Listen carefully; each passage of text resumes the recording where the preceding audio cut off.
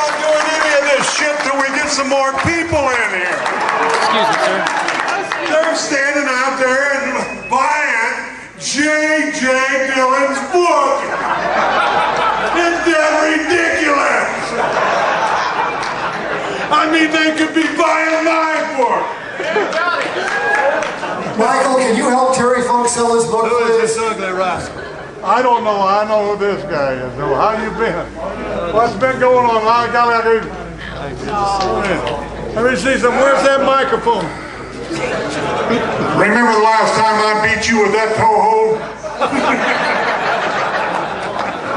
Let me see it a minute. No, let him see the microphone a minute. All right. No, I don't remember that, but I remember the time you almost killed Ric Flair when you threw him out of the ring, busted the table, got out and took the table leg to him. You remember that? I sure do. I sure do. That was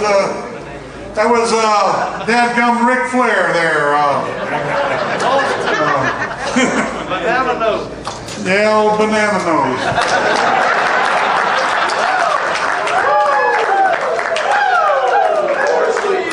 Why can't I? All right. I'm changing the decor around here a little bit. Terry Funk is moving the furniture. All right, that looks pretty good to me. Okay. Yeah, I can't believe it. Jim Dillon, you know, is he just, is this on? No. Hey.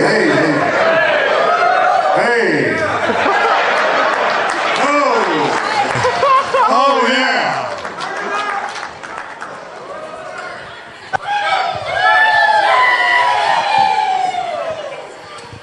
I want to show you guys a little trick.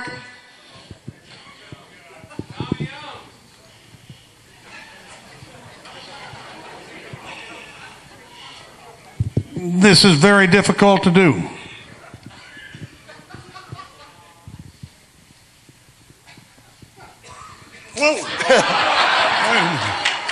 That wasn't a trick.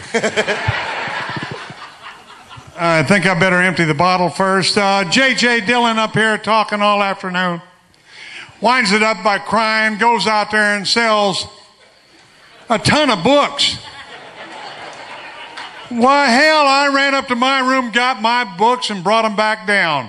That's why I'm late right now. So whenever y'all guys come out there, well, I'm going to shed a few tears at the end of this thing, and I want y'all to go ahead and buy a few books.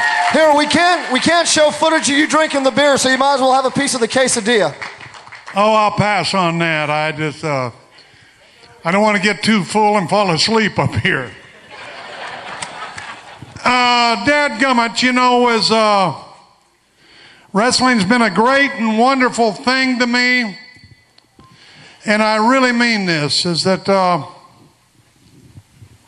lot of people, they talk differently about the business, and everybody has their views.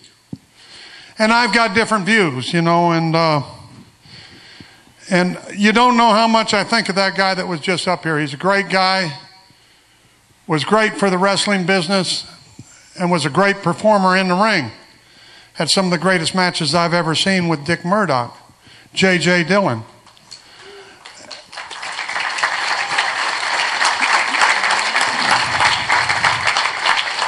But he has things that he wants to do in the business. And things that he wants to do in the business are like performing at Madison Square Gardens. And I can certainly understand that. And I know that people in the profession have different things that they love and like to do. Well, the thing that I have always loved and liked to do is, it didn't matter how small or how large a crowd was to just damn well perform and do what I love so very much as wrestling. Now, I'm probably not waiting for any questions or anything, but talking about suspension of disbelief. Well, I very much believe, and I do, and I think that that's what has been one of the great things that have made me successful in the business. I damn sure believe that I'm the meanest son of a bitch in the world. And that's all a part of that suspension of disbelief, because I don't start it whenever I'm in the ring and that bell rings. I don't start it walking up the aisle. I don't start it when I walk into the dressing room. I start it whenever I leave the house that afternoon. And that's the damn truth. And really, that's and it's why I love it. My brother used to say to me after a wrestling match, he'd say, "Damn, Terry, it takes you 20 minutes to come back down." Well, it really did, you know, and because you have to believe in yourself too. And I've seen the wrestling business go through many stages, and I'm going to tell you something right now. It's got better athletes than we've ever had in wrestling. We've got greater athletes in the profession. Give me another beer. But I truly believe that we had better wrestlers. They've got better athletes and performers now. They can do more than what we ever dreamed of doing, but I think that we had better wrestlers in the past. And I think that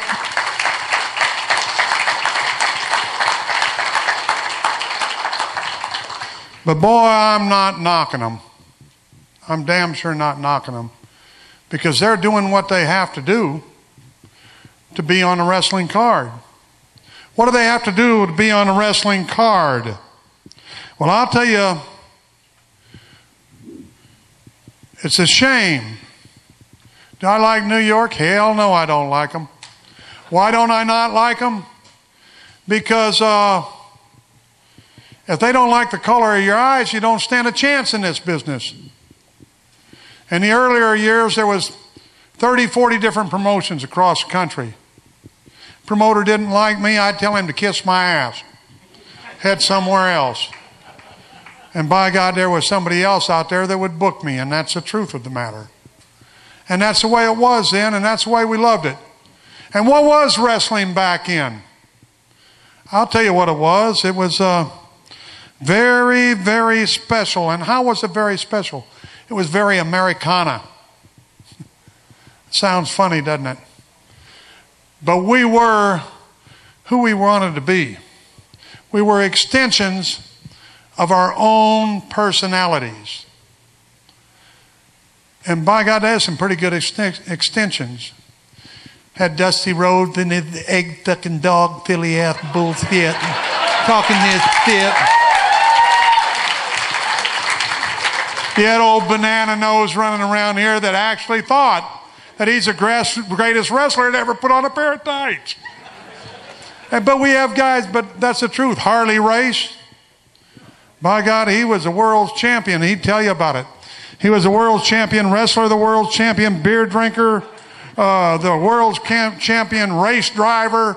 Hell, he could do it all, but he'd do it better than anybody else. And he really believed it.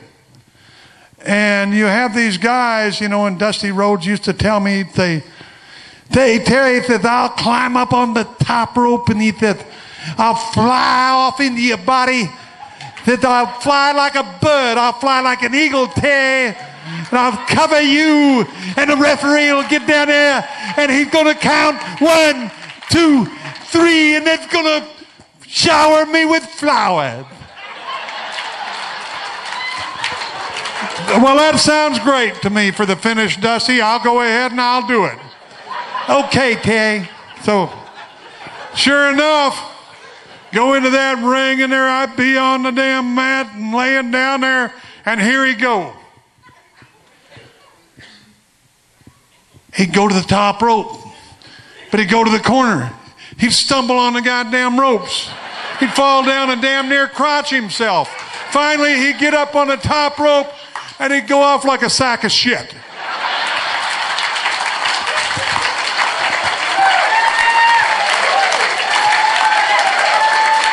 But you know what Dusty would say? Because he is the American dream. He is Americana. He is what he wanted to be, and an extension of his own personality. And he'd say, whenever I come back to the dressing room, he'd say, Terry says, did you see me fly?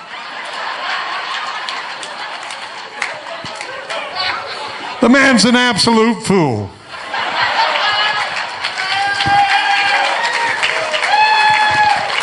But I'm not only talking about Dusty Rhodes, then there's Cactus Jack. Ha, ha, ha. We got a Hulk Hogan, you know. I mean, God almighty, there's a nut there. We got Ric Flair's banana nose. And we got Cactus Jack with his satchel ass. Now that's a character there. I'll tell you what, boy. He's done some crazy things. One of the craziest was whenever we was in Japan. And I know we got a Japanese group here, but this little Japanese fellow was about 60, he was about my age. And he come running down there to me. He said, look at me, Terry-san. Look at me, look what I got. He turned around like that, you know, turned around back like that. And he's got Cactus Jack's underwear on. With a big brown streak in the back, I swear to God. I said, Cactus, and Cactus is there. I said, Cactus, I said, what'd you do? He said, well, I sold him my underwear. Got 3,000 yen, about $6 for him. He is pretty proud of that. And Cactus, the other thing about Cactus, so nutty about Cactus, you know, Cactus go ahead and try to save $1 no matter what, you know, and God bless him because he takes care of his family and he loves his family, and believe me, there's nothing better than that. And he spends his money with his family, but God damn. I mean, this fool would go home with Jack the Ripper if it was free. I swear to God, he'd go home with Jack the Ripper. But the funny part about it is you fans that invite him, you don't know that he's not Jack the Ripper. Think about that a little bit. That's a real good possibility. But, dadgummit, I was born into this business. I grew up in it. My daddy, you know, is... I don't really know. He wanted me to finish with school and everything else, and I did before I got into the profession. But whenever I was 5 years old, I wasn't playing cowboys and Indians. But I'll tell you, wrestling's kind of like cowboys and Indians. It's kind of like playing cowboys and Indians all your life, which is pretty damn good.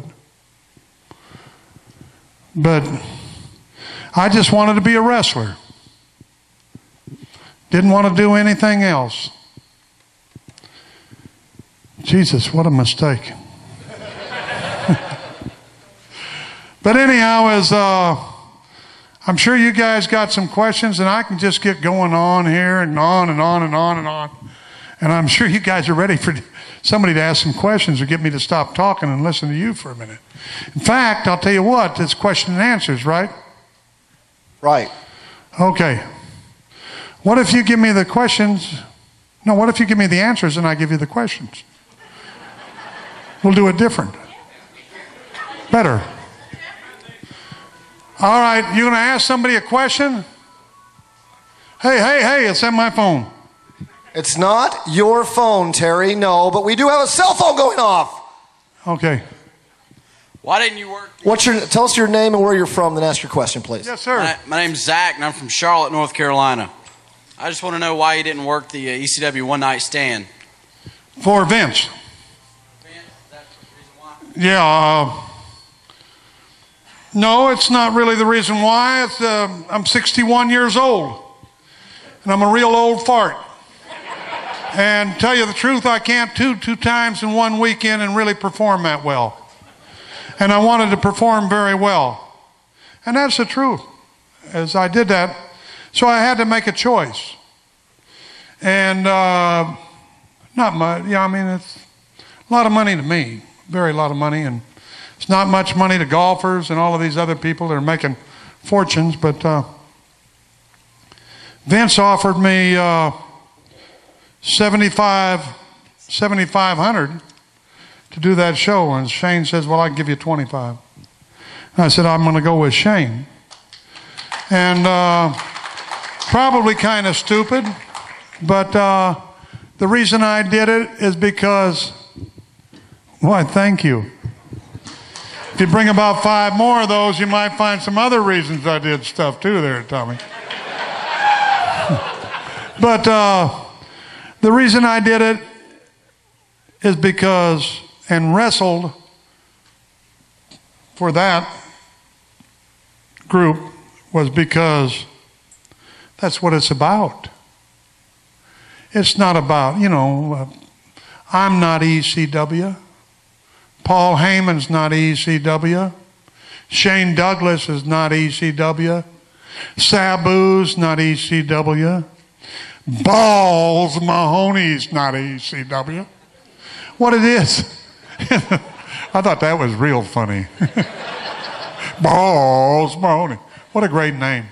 Anyhow, is what it is with all of these people that they want to claim ECW, and I myself included, but it was a combination of everybody. And what we brought together was a real feeling of everybody, and what we had was a stage. There was no other stage. And that's why we performed so hard.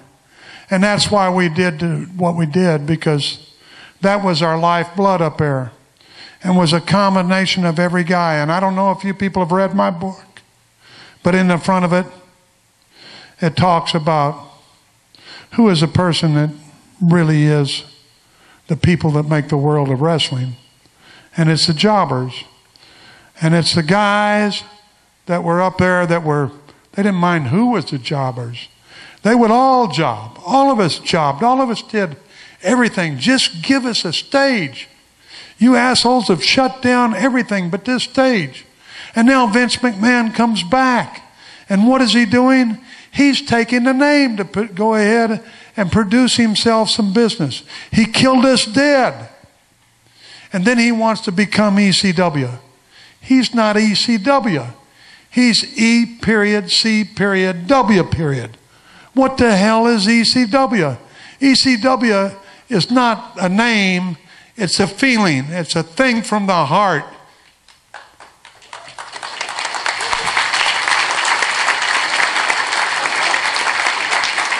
And that's who I wrestled for, is I wrestled for the guys that I had the compassion for. And we had the compassion for each other. And that's what that is. I hope I answered your question. I think I answered it 3 times. Hey, Terry. Yes, sir. Where are you? I'm right here. Yes, sir. I'm Scott Burton from Advance, North Carolina.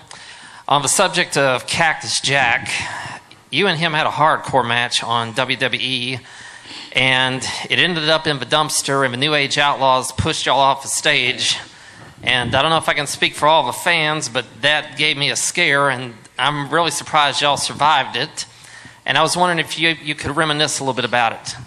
Yeah, it was really a bad deal, and it leads on into Owen Hart.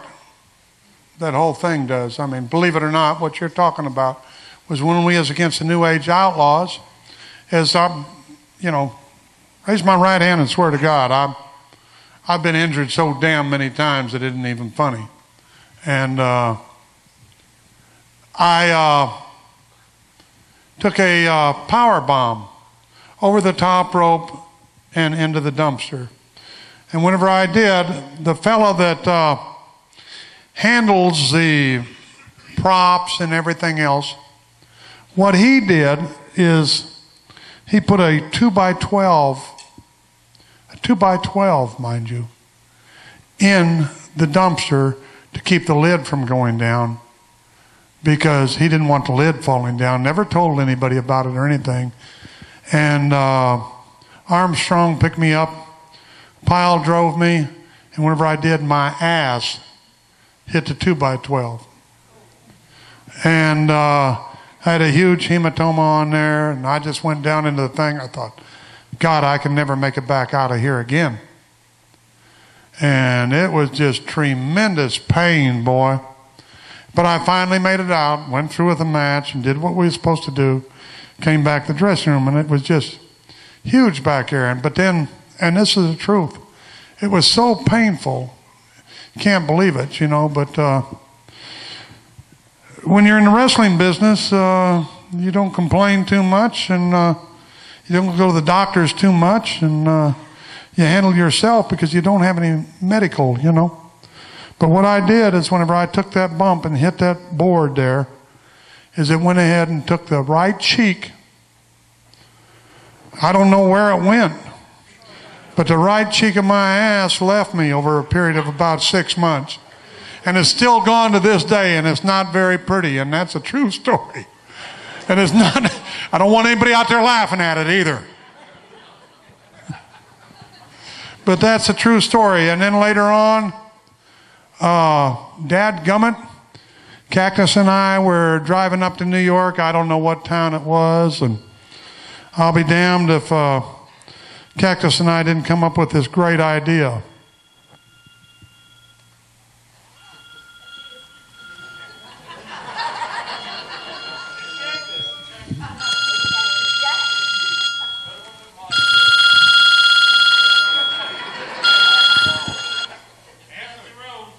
No, I don't want to talk to her.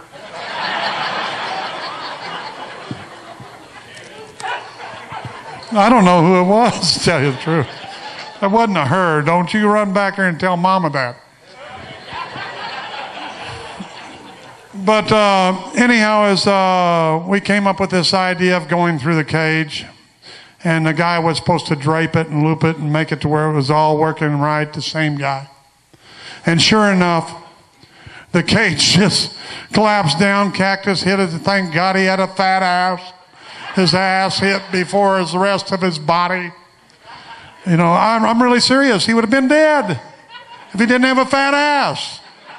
But he had a fat ass and he made it through the damn thing, But God, I went into that ring and his eyes looked like fish eyes. They were just glazing, just like that, And I was there and I told the Undertaker, I said, he's gone. I said, shit, there's no way that he's going to do anything.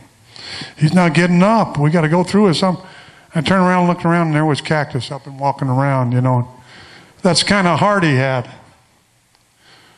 Who would I like to build an aerial with? Would I like John Cena? Or would I like Cactus Jack? Would I like Ric Flair? Boy, I'm in Flair country right now. I'm stepping on feet. Woo! Or would I like Cactus? But I really think that Cactus is in tune to what's going on in this world at all times. And I really think that he is. I think he's a sharp boy. But anyhow, to get back to my story, is later on, that thing happened with Owen. And it was the same guy in charge of all of that crap. What else happened before that, which was even another one that should have made us think a little bit more. This is ridiculous. But what even made me think that this was even worse was he went ahead and the same guy, I would go to the ring with Chainsaw Charlie, the dumbest thing that I ever wanted to do. That was my idea, wasn't Vince's. Really stupid, but I'd go ahead and light this take this chainsaw and it had a sparker on it and hold it above my head and and head to the ring. Whose idea was that? It was mine. Never drew a damn dime. But here I go to the ring with the chainsaw above my head. The dumb son of a bitch didn't tighten the gas cap on it, and the gas ran all over me. And the sparks were shooting back down, and just because God was good to me that day, that I'm still here right now. But that guy made all of those mistakes, and then at the end, the harness situation. And maybe if Cactus and I would have pitched a bitch, maybe a little more, maybe it would have changed things. Maybe. It might not have. Sometimes that's Lord's got his time and he's got his places, and I guess that's what that was. Any more questions? A few. Scooter Leslie, Easley, South Carolina. Largely because of Jim Crockett Jr., the NWA made a decision for September the 17th, 1981 for Ric Flair to receive the world title over Dusty Rhodes in Kansas City. There were a lot of other names that were surfacing, one being Ted DiBiase to get the NWA title. I'd like to have, in your own opinion, the coulda and shoulda had the NWA title. Please give me 3 names and don't include Ted DiBiase. That should have had the title back in.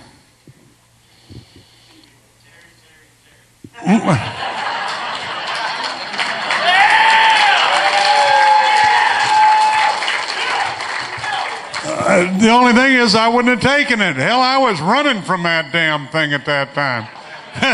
310 days a year, you know. I didn't want that. But repeat that question one more time. I'm just kidding you. Okay.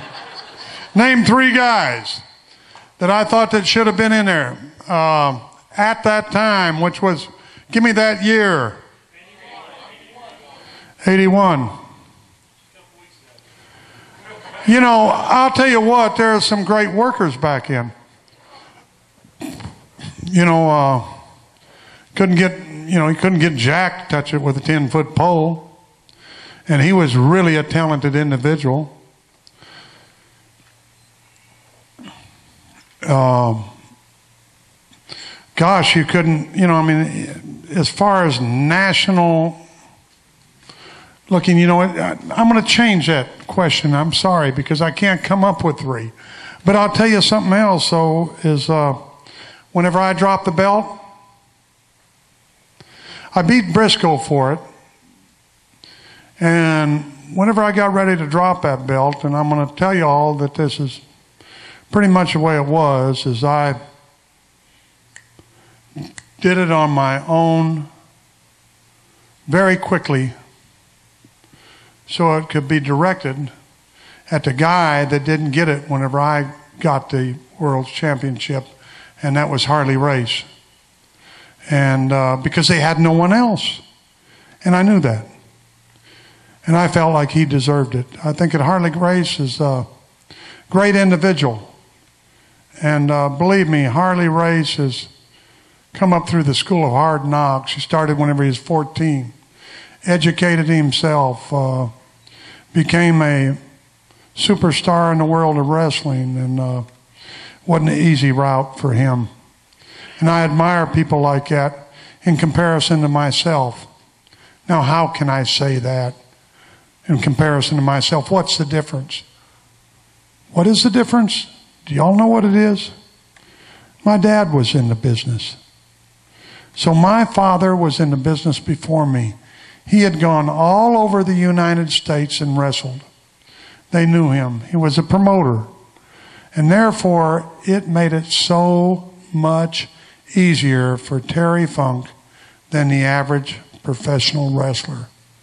Believe me, I don't think, you know, with my desire for the business and my love for the business, I doubt if I would stand a chance in hell if I was starting out now without my father being a professional wrestler. I doubt if I would ever even step into the ring. That's how difficult it is to find a niche and a hole. So all of you guys out there that love the business and that are training in it, remember to love in it, to love it, to cherish it, to enjoy it. But by God, don't count on that for feeding your family. But if that break comes, take it. Truly take it. And run with it. But don't count on it. Don't count on it. The odds are that minuscule anymore. Any other question? Terry, going back, a quick follow-up. How do you think Ted DiBiase would have fared as NWA World Champion? He would have been good. He would have been a great champion. He was a great $1 million man. Teddy was a good boy. He had a good understanding of the business. Second generation. Second generations are wonderful. And I'm not talking about myself. Well, yeah, I am.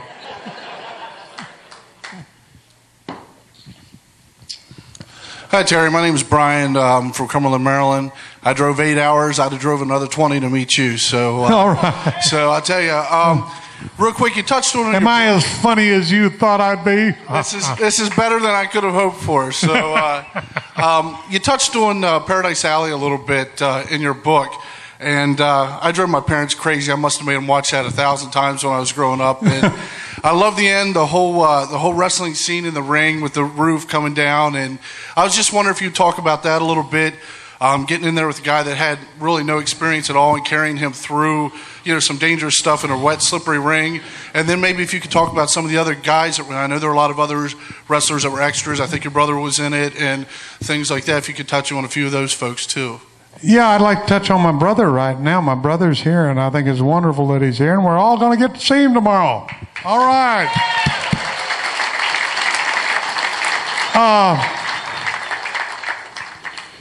Lee Canalito was a boy. What you don't know about Lee Canalito, he played for Houston University and he's All-American. He's a great athlete. And he was just a great kid. He was just an easy, he wanted to learn, and he was very respectful to me, and I taught him everything that we knew. But what you don't realize is that we had 18 guys, and they were all from Amarillo, Texas. And they were all from the Amarillo territory. And every one of those guys, plus Don Leo, who's just an animal and a wonderful person too, whenever he was right, there was no better wrestlers. Who should have been world champion at that time? Don Leo Jonathan. Most impressive guy in the world. Could do anything in the ring. But he was down there too because I brought him in. Brought in 18 guys, and those guys went ahead and just did short vignettes as far as in the ring with Lee at that time, and they kept on cutting. And then I did about I did the major match at the end of the thing.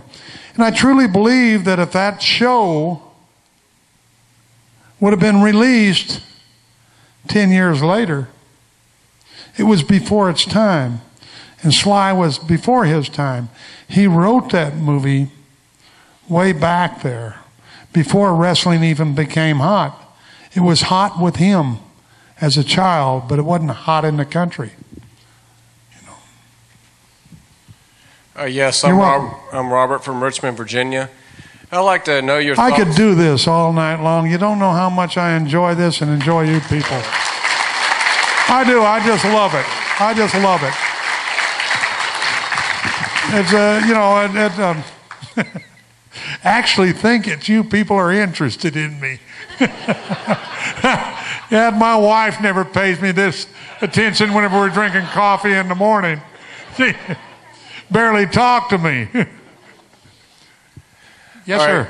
Yes, I'd like to know your thoughts on working your program with Ric Flair back when Jim Herd was running WCW, and your thoughts on Jim Herd.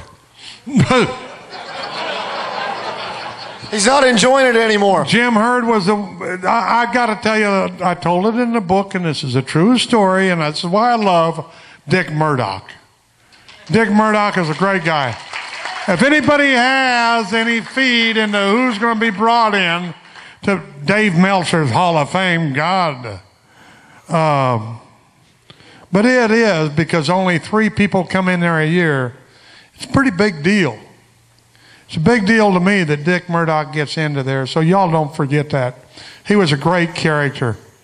He was an absolute character in the business that needs to be remembered. But, boy, I'm belching now. But this is a true story. We were there at that center stage or wherever it was, and we was down there, and Jim Herd was on the inside, and he had the ding-dongs. And he had, God only knows, he had Norman the Lunatic, which I loved.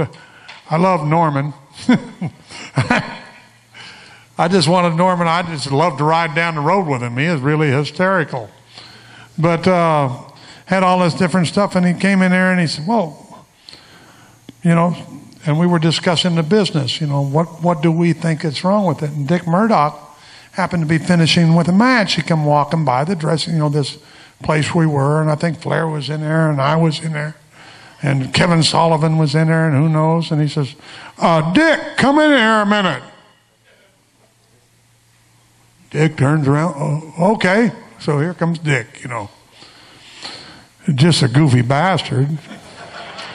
And Jim Hurd says to him, he says, Dick, why don't you tell us what you think is wrong with the business? Dick looked at him, he says, why you dumb son of a bitch.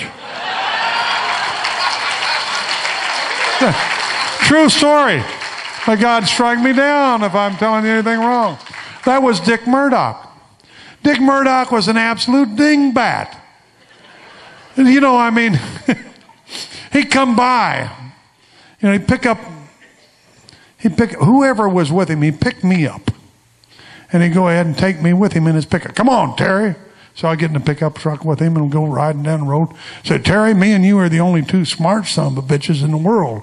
Everybody else is a dumb son of a bitch. Me and you are the two with the only, right, we are the only two with, yeah, right, Dick, right, we're the only two. So, yeah, well, that's right, Dick. We're the only two smart guys. And then he'd go ahead and ride around, do all this shit and everything, bring me home. I'd go ahead and get out and he'd pick up the next person. Didn't matter who it was. Hey, me and you are the only two smart son of a bitches in the world. That's the truth. That was whoever Dick Murdoch was with. They were geniuses along with him. Just a great, loving guy that just did so many stupid, crazy things, you know. And I was with him in St. Louis one time, and we went to a bar, drank a few too many beers, and Dick and I come out. I said, Dick, that'd be a great thing if you went ahead and you got it. You know, and they had this like basket, you know, like a grocery store basket, you know.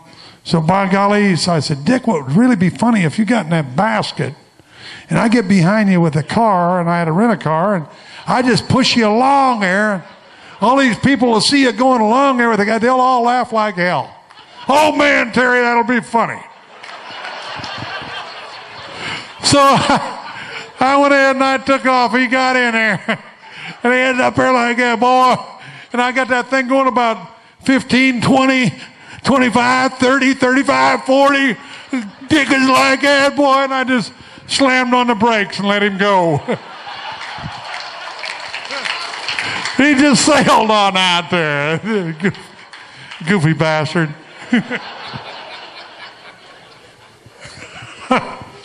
Oh, I love my stories. I've heard that 100 times. At least. Okay. Hi, Terry. This is Bill from Connecticut. Where are you? Nice to meet you. Over here in the back. I see. Don't let that ball-headed guy talk. Got a question for you. Yes, sir. Bruiser Brody, I'd like you to discuss anything that happened and for your thoughts on everything now and back then as well. Bruiser? Yes. Dadgum, Bruiser came down to West Texas State University just a kid. He wasn't a kid. He is just a monster. He is a monster because he is on the third team. He came down from Iowa State, where he got kicked off the team for God only knows what. Comes down to West Texas State, and we'd run goal line at the end of practice against the third team. And they'd usually kind of dog it, you know, and we'd get to push them around. And Bruiser would pump up the team. And then we'd stay out there about 30, 45 minutes extra. He thought that was wonderful. Well, Bruiser was just down there, and Bruiser was nuts. And just drove all of us nuts, because anything that Bruiser was off the wall all the time, you know. And what was his demise, though, was Bruiser Brody went to this apartment, And it was called the Graham's Apartment. And they owned a grocery store, and they had a bunch of little apartments. And they had, like 15, 20 apartments there. And they had a cherry tree out in front, a bunch of cherry trees. And Bruiser went out there and drank a few too many beers at West Texas State. But another thing he'd do, he'd go to the bars, and I've got to put this in there first, because he'd go to the bars and then we'd see how many cars Bruiser could go ahead and run. Car running was like this, because they parked all the way down the street, one in front of the other one like that. And Bruiser would drink a bunch of beer and he'd take off running, and hit the trunk, the roof, the hood, the trunk, the roof, the hood, trunk, and he could run a whole block. God's honest truth. But he was there at this party where they had this cherry tree, and the goofy bastard, he just went ahead and he took a hatchet and cut down the cherry tree. And then the coach was named Joe Kerbel, and old Joe said, next day called everybody in there because he chopped down the damn cherry trees.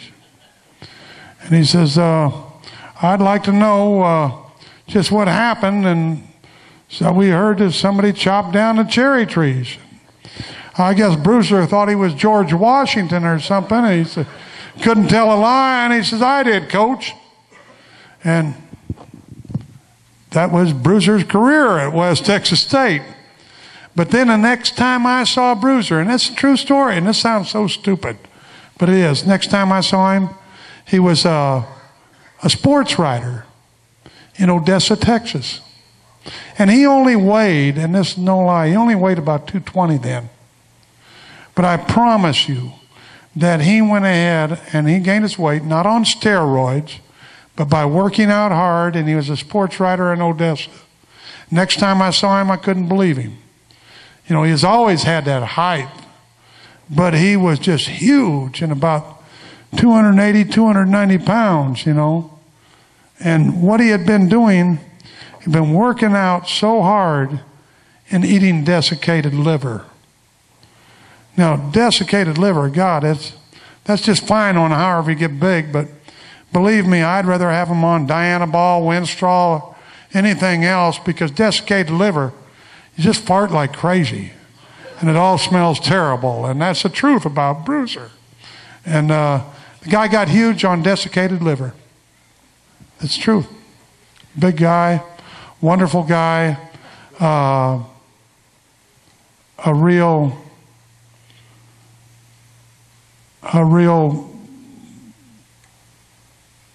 what can I say? He was a phenom. The way that he did things in the ring, and it was a terrible thing. And Jose Gonzalez, he went ahead and stabbed him, and that was a terrible thing. And Bruiser would push, because that's how he made the most money, by pushing. And he would push people. And dadgummit, I loved him, but a lot of people didn't understand him. We have a mystery guest. Yeah, was that a pretty good answer on Bruce? It's wonderful. Terry. I want to ask Terry something, and then I got to leave. Why is it that you never mention that I was your manager for many years? And I always liked your brother best. And before you give the answer, I'm going to go have a bowl of ice cream. Wait a minute. You were my manager for many years. I'm going to have a bowl of ice cream. You were my American manager. Dream. Goodbye. He was my manager for many years. M-I-N-I. Many years. Very few. Months, in fact. Hell, I don't even recall the days. All right, I'm ready for another. No, Gary's a great guy. He really is. Came to Amarillo, Texas at the beginning of his career. My father gave him his name. He just added gay to the front end. No, gay Gary Hart. And that's who he was in Amarillo, Texas. Talking about names, my gosh. I've named a lot of people in the business. I really have. Who is Gary talking about? Is the one Japanese guy. You know, I'm so old I can't. No, not Muda. Kabuki. No, not Kabuki. Nagasaki. No, Kendo Nagasaki. Yeah, I gave him that name. I gave, let's see, who else did I give him a name? Let me think. Well, there was old Joe Pilardi. He is quite a guy. He came in Amarillo, Texas. Didn't last long in the wrestling business, though.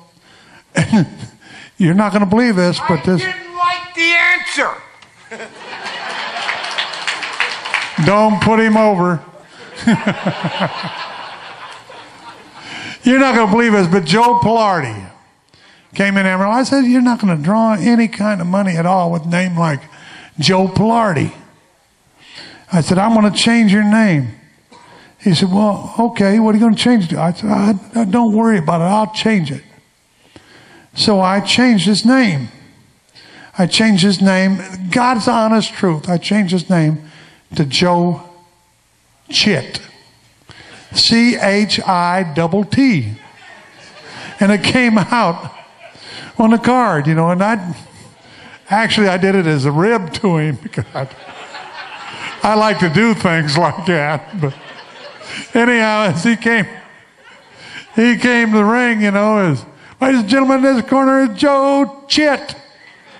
And the damn crowd picked up on it right away. You know how the damn crowd is. And they started going, we want Chitt. We want Chitt. We want Chitt, you know. And Joe came back to me, he says, and this is a true story. You're not going to believe this, but it's God's honest truth. That's what's so loving about the wrestling business. You can do some strange, crazy things.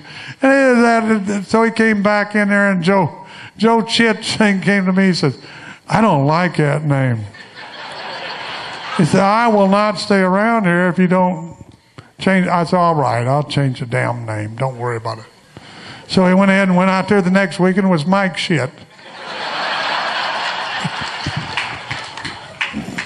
He gave his notice.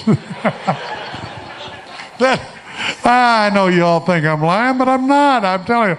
That's what's so great about the wrestling business. We're all a bunch of nuts. And that's the attraction to it. That's the love of it. You know, who else is on that cell phone over there? Somebody's talking to somebody. Shh.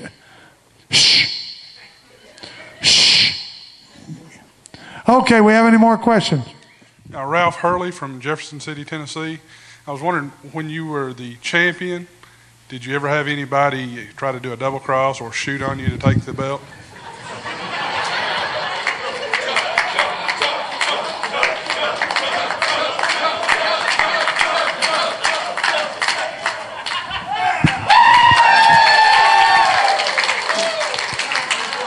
Tommy, he's going to need more beer. No, I don't want any more. I swear to God.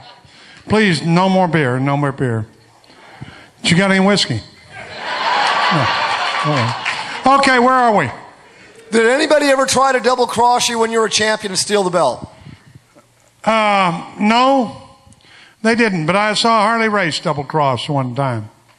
Harley Race got into a chain match with Don the Lawman Slatton down in Abilene, Texas. And he came in there to wrestle Don the Lawman Slatton for the World's Championship in a chain match. And it was really, excuse me. So he came to wrestle. I hope you all are enjoying me. I don't. So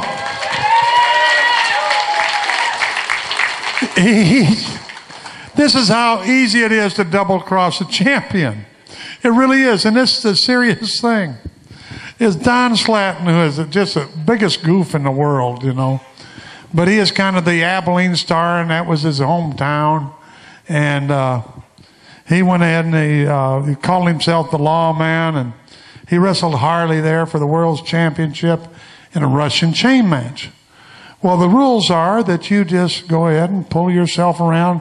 You got to pull your opponent around to 1, 2, 3, 4 corners in succession. Well, Don Slatton, he was in the ring with Harley.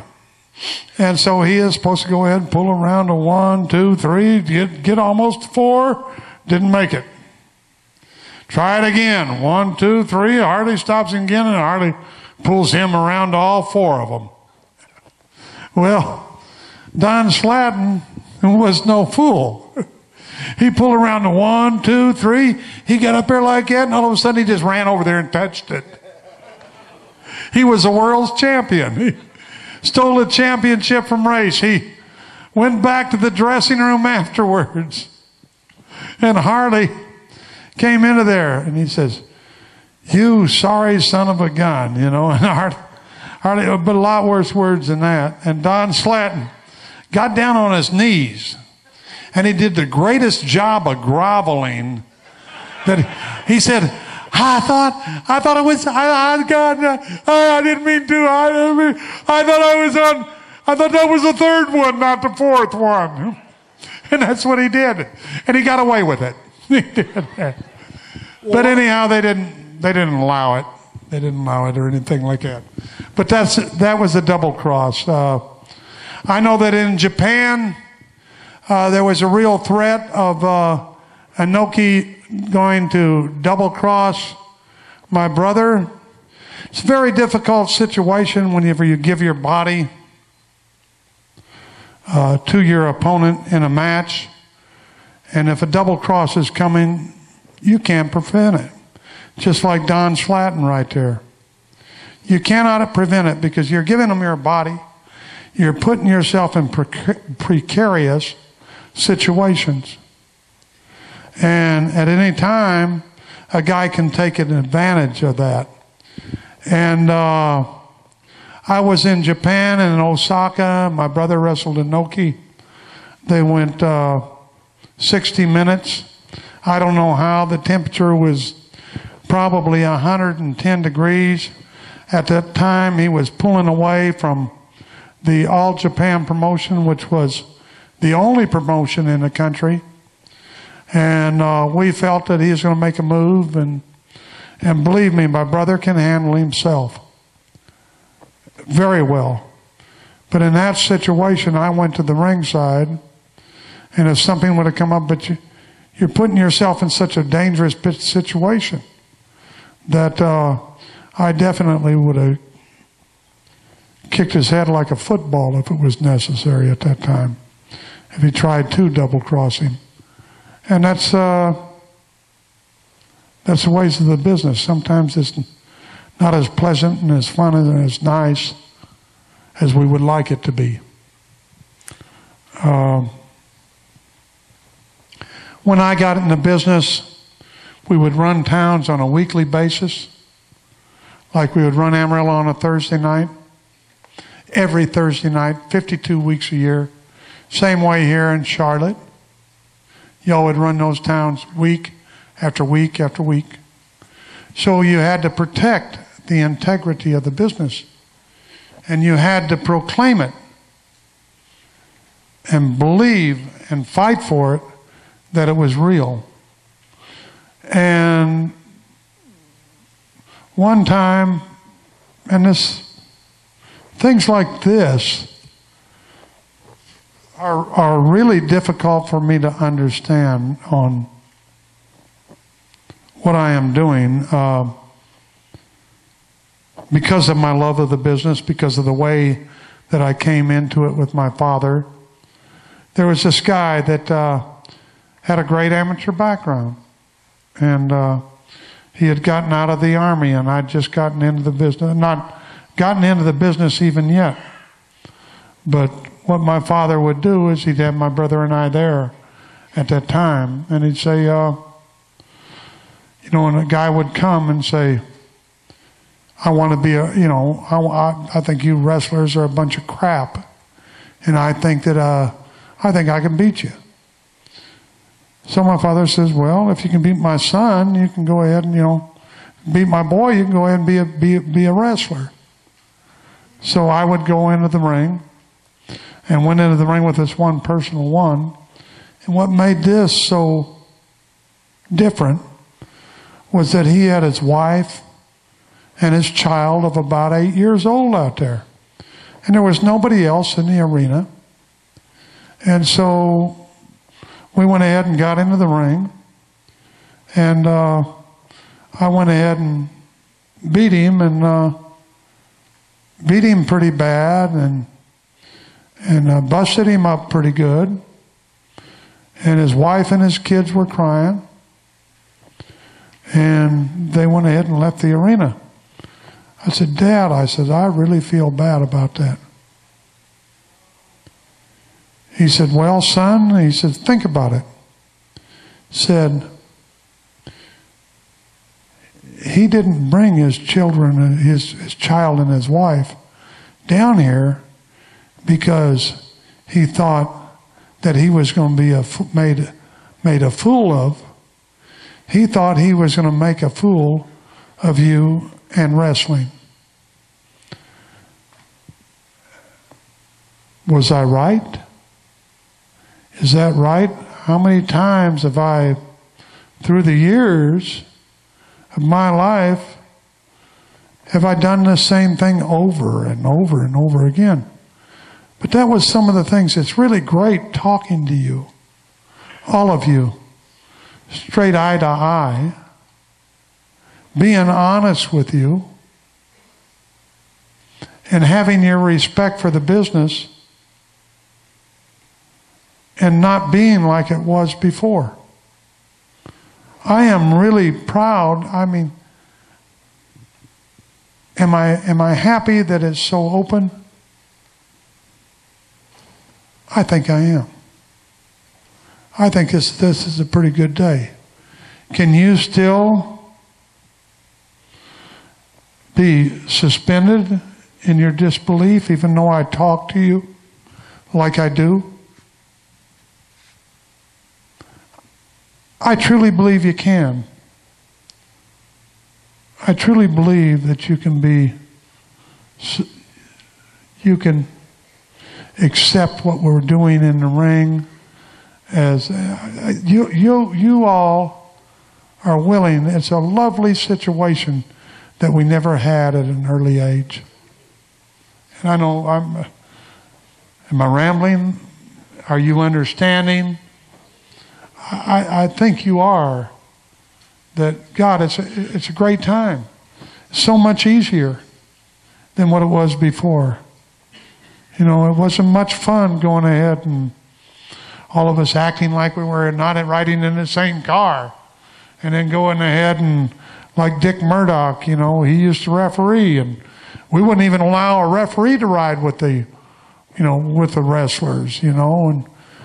So one night we were in Abilene again. Abilene, believe it or not. And I said, Dick, you can't ride with me tonight. You know, we had that deal in the ring. You got to, we're going to Odessa, 150 miles away, but damn, you got to go out there and get in the trunk. And I'll let you back out as soon as we get out of town. But I did put him in there with a case of beer.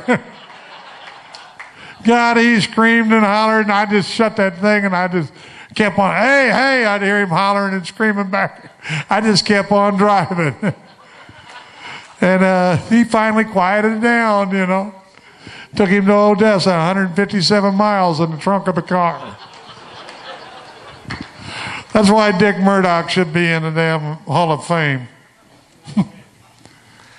Terry, this wouldn't count as a double cross necessarily, but there's a story going around that Thunderbolt Patterson tried to hold the promoter up. I want to say it was in Columbus, Georgia. They had a sellout crowd. It was Thunderbolt challenge. Oh, I got to tell you a Thunderbolt Patterson story first.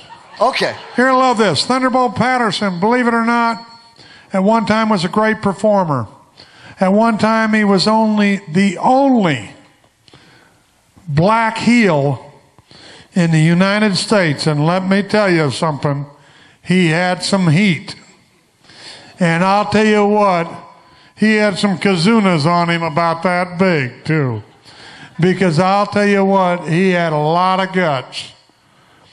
And we were in Albuquerque, New Mexico, and we gave him a real hot, fiery finish.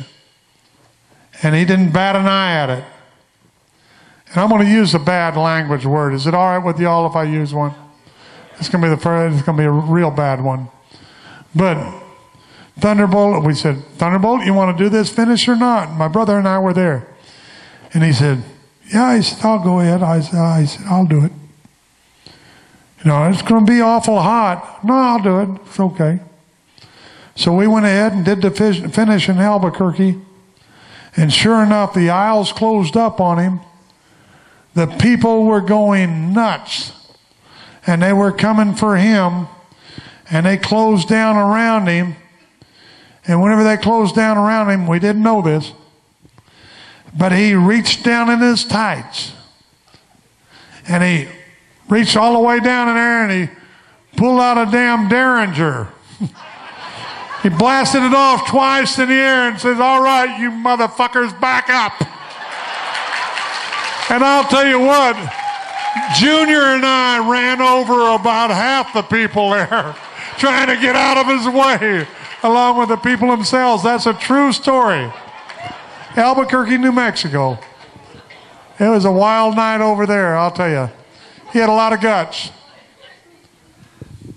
The rumor is that you were scheduled to defend the world title against Thunderbolt in a town in Georgia. I want to say it was Columbus. Sold out crowd, and Thunderbolt tried to hold the promoter up that he wanted the belt.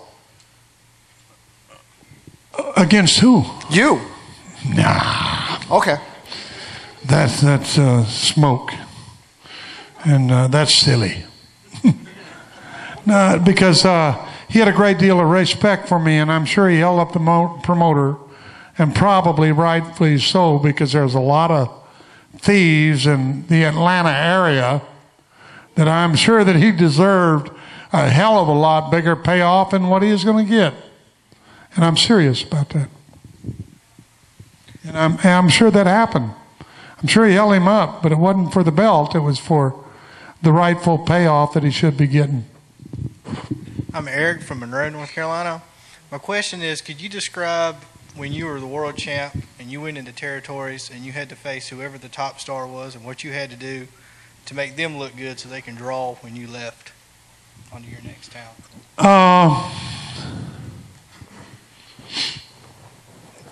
That's what a champion is. That's where Luthez and I differ in agreement.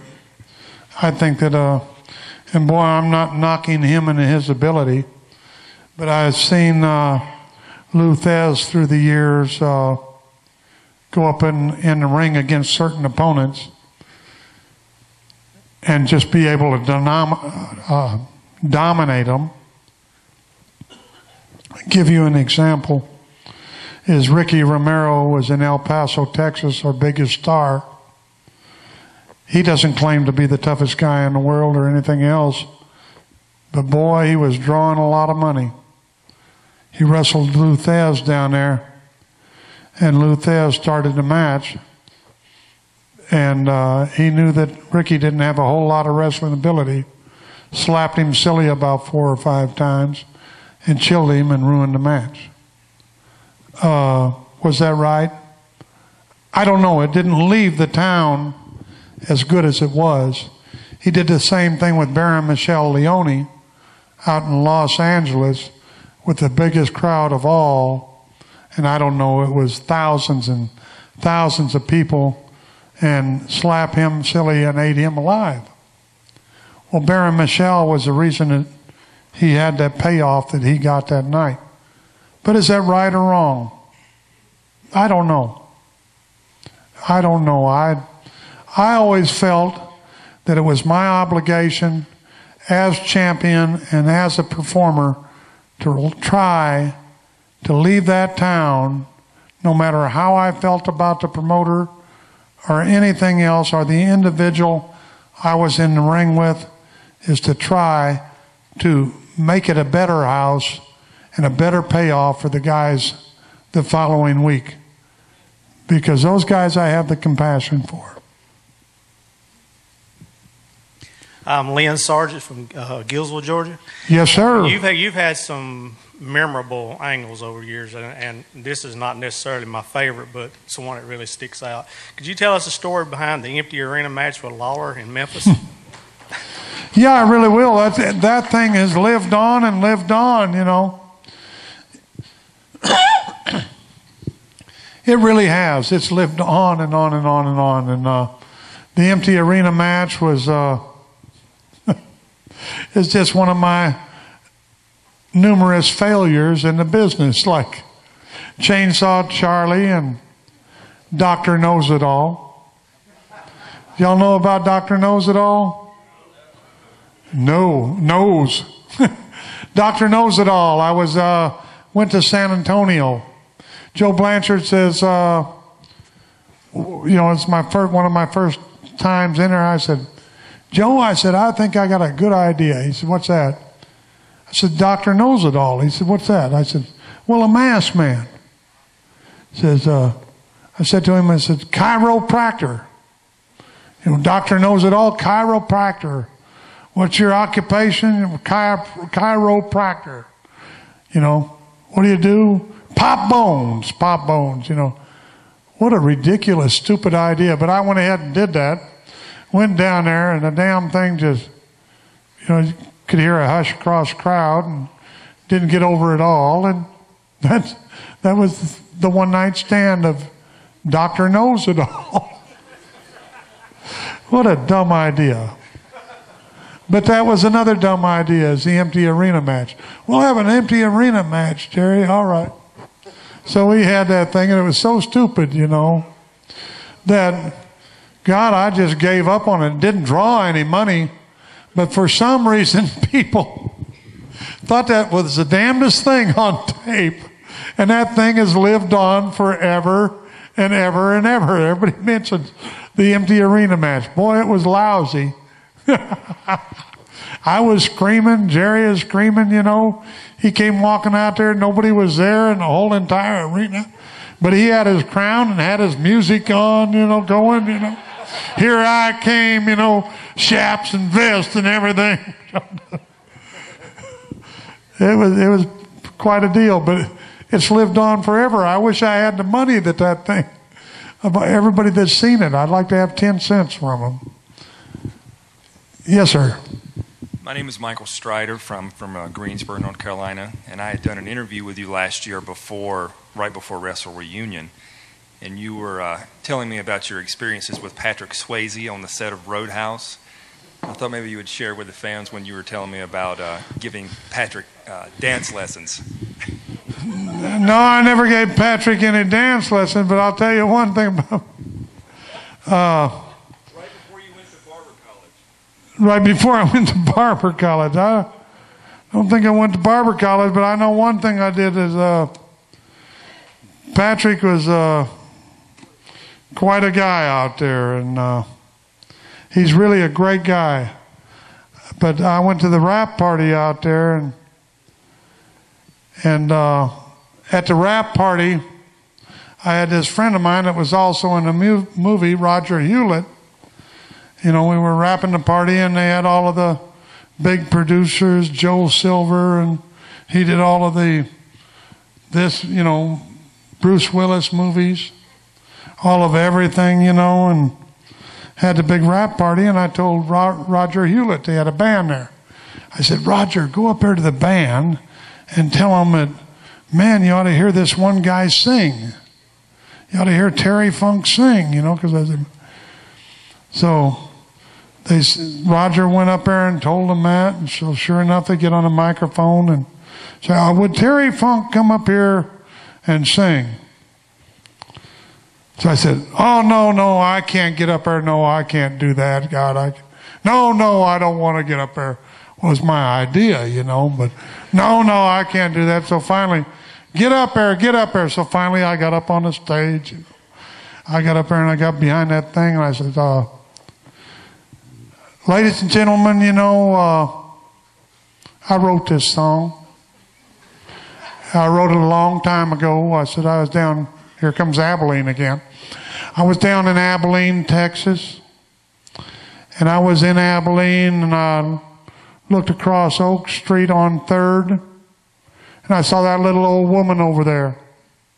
And I looked at a little old woman that was sitting on a curb, and I could tell that she had no money whatsoever in her pocket. And I said, besides all of this, I said, Willie Nelson wanted to buy this song for me.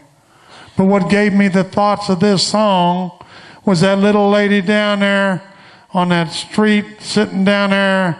And whenever I walked up to her and I looked at her and I said to her, I said, what's your name? And she said, Lucy. And I said, Lucy? And she said, Lucy. And I said, Lucy? And she said, Lucy. I said, oh, Lucy's got a like a javelina hog. It was a very crude thing that I put in there for the work. It was so funny then. I can't use the word, though. I can't tell you that. All right, let's go. Sorry, I see some people going to sleep now. I think it's about time. What do you want to drink? Oh, well, thank you. Oh, no, I know. I'm going to drink that. It's on the rocks. Okay. All right, I see some people sleeping around here. I don't know if we better clean. I saw him back there, red shirt, center aisle. I saw your eyes shutting down. You got Jim Cornette to go. He's a real stick in the mud. You're not going to have one good time. I'm so much funnier than he is. All right. Mr. Funk, my name is Jody Stubbs from Dillon, South Carolina. Yes, sir. And I've got a two-part question. I want to follow up on a question he asked earlier. He asked you who were three guys you thought should have won the title in 1981. So it made me think of three guys, and two of them you've covered already were Bruiser Brody, Dick Murdoch. Good. The third would be Wahoo McDaniel. You bet. You bet. What a great guy that is. I'm going to tell you what. There's a person that I haven't mentioned. What a great, great, great guy. Let me tell you something about Wahoo McDaniel, and this is the saddest thing about it, is I went to Wahoo McDaniel's funeral in Odessa, Texas. And this is only about a year and a half, 2 years ago. And I went there. You know how many people were there from the wrestling business? 2. My wife and I. Do you know how hard that he fought for the average guy, for the jobber, for the guy right there? He'd go ahead and he would fight with them whenever he thought that they didn't get paid enough. He didn't fight for his own money as much as he did the underneath guys on the card, because he understood this business. And I love that guy for that. And Joe Namath knocked him in Sports Illustrated. But let me tell you one damn thing. Joe Namath would have never knocked him when he was alive, and he waited till he was dead, because Wahoo would have kicked the dog crap out of him. Excuse my language. What a great guy. I can't talk enough about him on how much that he helped me through the years. That was a wild and crazy Indian that I loved to death, and God is just a wonderful guy. Even though he shot Dick Slater in the leg. He did. Y'all know that. We want to hear the shooting Dick Slater and the story lay. We want to hear the story. About 3 o'clock in the morning, went to a bar in Atlanta, and while I was outside, this one guy went ahead and he pulled a knife on Wahoo. Wahoo always kept a gun in his car underneath the front seat. Wahoo says, wait a minute. He says, hang on a second. I'll be right with you. You know, he opened up the car, pulled out the gun. He got a gun. He said, drop the knife. Well, he dropped the knife. So Wahoo went ahead and he had to drop on the guy, too. He had him with that gun right there. The crazy Indian's there with a gun. The guy's right there. He's got him cold. Dick Slater comes walking out the bar, just being a normal type of individual. Wahoo decides he's going to go ahead and teach this guy a lesson. He takes a gun and hits him on top of the head. The gun goes off, which is a .45, and shoots Dick Slater in the damn leg, and it goes all the way down his calf. Comes out at his ankle. That's a true story. True story. Wahoo said, "Oh, Dick, I'm sorry. Dick said, "God dang, Wahoo."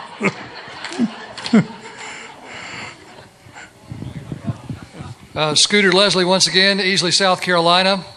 I have a lot of respect for the Funk family. That would be your late father and your brother. Thank you. As well as yourself. Tremendous wrestling. Well, I'm glad you added me in there. Yeah. I get a lot of respect for my brother and my father, too. I would like for you to talk about one in particular match that you saw that would be a great match that your father was wrestling in a singles match. I'd also like for you to reflect on a singles match that you saw your brother wrestle as well, picking out two of the best. Let me take my father. All right, two of them. First one is my father and Iron Mike DiBiase, Amarillo, Texas death match. They went ahead. Now this is truth. Suspension of disbelief.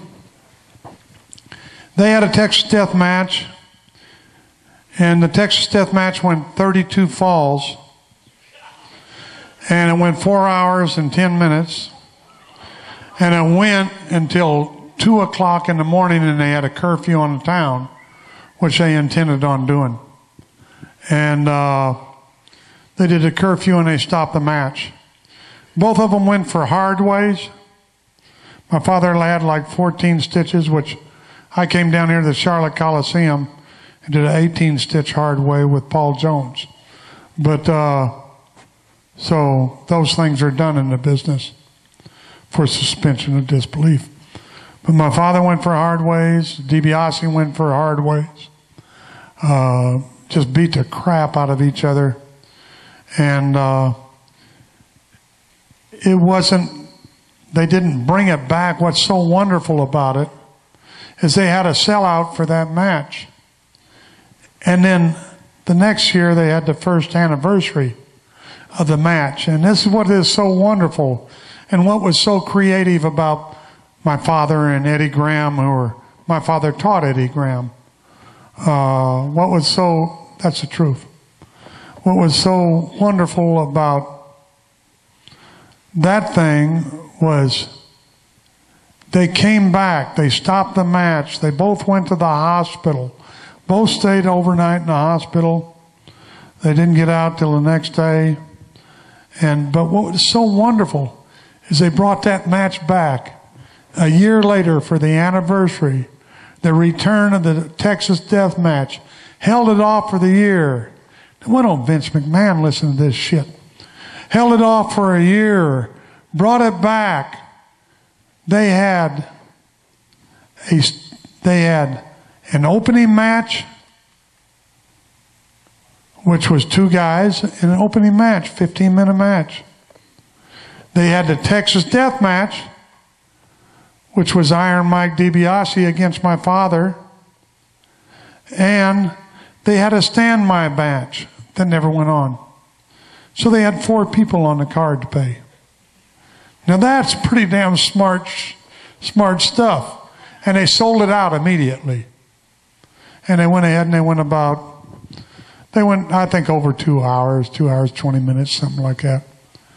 But I mean, that was ingenious. That was wonderful. It was wonderful to watch. It was intriguing, What about your brother, Dory Jr.? Any particular matches stand out? Oh, many matches. Every match that he'd step into the ring with Jack Briscoe. It was a classic. Jack Briscoe's the only guy that I ever saw in my life that could go ahead and go into the ring and actually be shooting. And he would shoot in the ring, and he was so smooth, he was so slick, that the people that he was shooting with, you would swear that Jack was working. Jack was that good. Jack was an unbelievable wrestler.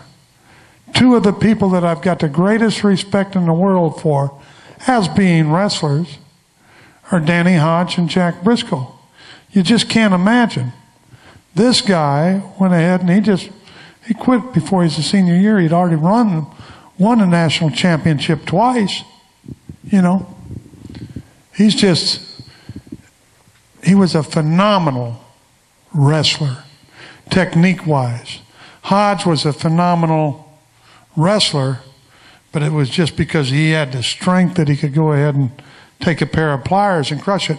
Not only that, he had great technique too. And like I said in the book, hell, Danny Hodge could beat me if he had both arms and both legs cut off. I truthfully believe that. He's a tough son of a bitch. Hey, Terry, I'm Scott again. My question, you were on a television series just before Chi-Town Rumble, and it was on ABC. It was a Western, but I can't think of the name of it off the top of my head. Following that... Wild Side. Following that... Oh, man. Oh, man, Wild Side. Meg Ryan was in that thing with me. She hadn't reached stardom at that time. That's right. Meg Ryan, Howard Rollins, William Smith. Great cast, great people. It's a lot of fun. A lot of people don't know this. I'm a retired artiste. I got 15 years with SAG, and the reason I did it, I go back there every year because I would go back there and do it because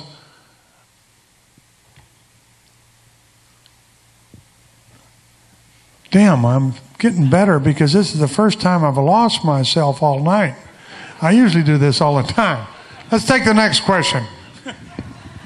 I'm not kidding you. God almighty, I'm 61. I've been hit in the head with every goddamn thing that you can imagine. Don't hold me accountable for that, please. I'm sorry.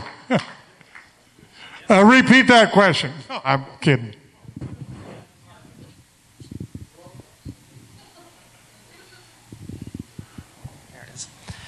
The other part of it at Chi-Town Rumble, Flair and Steamboat had a 2 out of 3 falls match for the title. And then that built up the match with you and Flair in an I Quit match. I was wondering if you could reminisce a little bit about what led up to the I Quit match. Well, the I Quit match, what led up to it is, dadgummit, Rick got pretty upset with me, you know. I made some comments about that he looked like a Barbara Bush in drag. You know. That did not get over with him at all, you know. I mean, personally, he was very pissed at that. I can't understand why, you know. And I was jumping on his banana nose. And what? Oh, his horse teeth. By God, he does have some horse teeth, doesn't he? You know, I go ahead and make fun of Rick and everything else like that. But that's borderlining. That's what allows you to have that suspension there. Because I'm on a borderline with the people I'm talking about. You know, I mean, I sit there and talk about Dusty, you know, and I get as damn down to earth as I can. Jerry Lawler, the same way. You know, I call him a baby banger. But let me say something. The truth of the matter is that he was found totally innocent from that. But I hit on that, and that's so well. I mean, it causes extreme people to say, "Damn, this is real. We've got to do that." That's what I was doing with Rick, and I really truly believe that some people in this business. And I'm telling you what, Ric Flair is the greatest in-ring performer that I've seen. He's as good as anybody I've ever been in the ring with. He is. Differences? Yeah, we had them, and that was one of the differences, is how you approach a match. I approach it differently than what he wanted it to be approached. Bottom line. So that's where we were, and that's where we still are today. Which there's nothing wrong with that. See, what you don't understand is it's the way that we all have to look at life. It's how your neighbor and you got to get along, not how your neighbor and I get along. And that's the same way it goes in wrestling business. You've got to go ahead and be open-minded, and I have to be open-minded, that my friend over here, Dick Slater, can like, Gorgeous George Jr. that I hate. And I'm being very serious. Because Gorgeous George Jr. could do, and I don't hate Gorgeous George Jr., but he could do something to me that was terrible. But he and Dick are just fine, and we have to understand that. We have to take our relationships with others and accept them, and accept others for having those relationships with people. As we wrap up, I'd like to mention something that... I heard that sigh out there. Nick Bockwinkel credits you... Nick Bockwinkel, oh God. I could beat him in Scrabble. He hated that. I played him time after time. He thought I was an idiot and I'd kick his ass.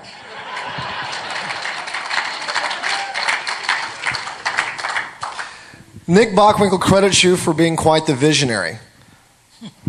He said that back in the mid-'70s to late 70s, you were the one that predicted the advent of cable television and what it would mean to the wrestling industry. Well, if you say enough shit, you're always right sometime. So with that setup, where do you think the professional wrestling industry is headed? Where do you think is going to be the next big advent, the next big change?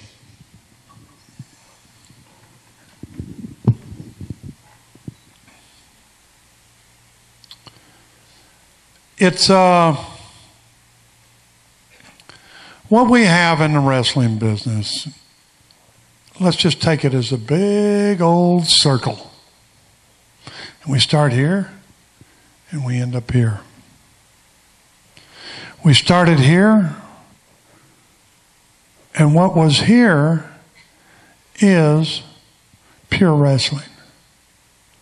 And then as time goes by, over the big circle, which started from Gotch to Hackenschmidt to all of them, we're talking about 1905 or whenever it is. We're talking about 100 years to make this big circle to total entertainment. And that's what we're seeing. We're seeing the shoot fighting that, I'm telling you, it's manipulated. I hate to break your heart, but it's manipulated. You have to understand the word manipulation. High school football is manipulated. How is high school football manipulated? Well, it's manipulated because I'm from the Happy Cowboys, which is 15 miles from the Hereford Holsteins or whatever it is, and we play each other, and Happy comes to Hereford, and they get ahead 28-0 in the first quarter. What does the coach do? He puts the third team in to keep the score down so it doesn't destroy the other team's attendance the following week. So what is that? That's a form of working. And here we go. We're starting that already. I mean, with the shoot fighting. It's already drifting around that way. They're already manipulating, which you people are all smart. And you know that. They're manipulating in ways. They're mismatching. They're doing this. They're doing that. Except the only difference between them and us, it took us 100 years to make the circle to total entertainment. It's going to only take them about 12. That's my prediction. 12 to 15 years. You'll see that same situation. Are they a danger to professional wrestling as we know it? Very, very much so. Terry Funk, congratulations on an absolutely amazing career. Thank you so much for your... It's been amazing. Thank you. I want to know where Dick Slater is, doesn't he? I heard that Dick Slater is going to be here tomorrow morning at 11 o'clock service. He's going to be preaching tomorrow. Sunday. Dick is? Really? Is he really? I'm coming. Well, the services are Sunday. Dad, no, I'm not. No, I'm not. The building's going to fall down.